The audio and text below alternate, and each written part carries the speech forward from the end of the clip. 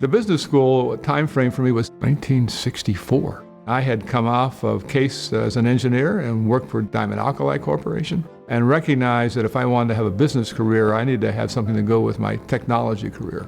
What I really enjoyed was the variety of experiences of my classmates. There were some who had been in business working for a long time, and those who were like me a couple years out of college.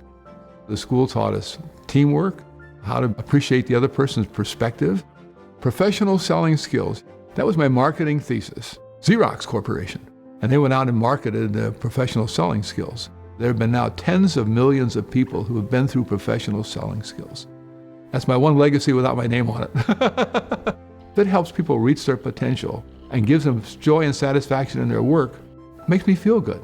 So it's a legacy of a heart for me, and out of the pocketbook. And Bearings Incorporated came to me and said, would you consider coming here, becoming our chief operating officer?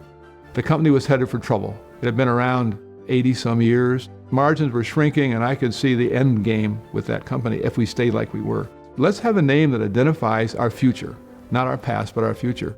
We actually had a contest with the associates and said, what should our new name be? Applied Industrial Technology. We began to do what I call a roll-up strategy, which is to roll up the bearings and PT business by acquisition, buy the smaller players, expand our geographic footprint so we'd truly be a nationwide organization. Then the key was, how do we acquire new technology? Cleveland has a great company called Parker Hannifin. They have their own distribution network. I began to build a relationship with Pat Parker, who was the chairman CEO of Parker Hannifin. Took a few years. We did some skiing together. We did some things together. We're today the largest distributor for Parker Hannifin.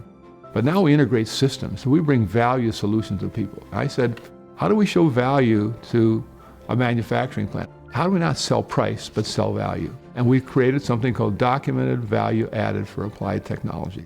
And our tagline became value through innovation.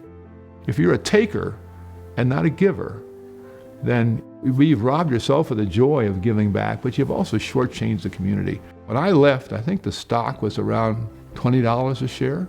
Yesterday, $223 a share. So I spent a lot of time in writing books and writing pamphlets and stuff. I am so honored to have been selected, and I'm humbled to be selected. And I say I pray that I represent the school well in all that I do.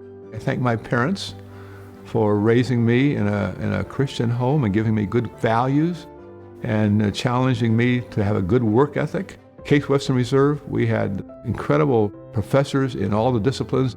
I learned from many people that I had the privilege of working with. And in the community, the pastors of our churches, family. I'm blessed to have two sons, one of whom's a Weatherhead graduate, David, the other one's at Emory Graduate School, and then my beloved wife, Jean Marie, who's no longer with me. She was my inspiration. She was the one who listened to me and challenged me. Without them, I wouldn't be who I am today. I don't think any of us are who we are today without recognizing and honoring those who've been in our lives.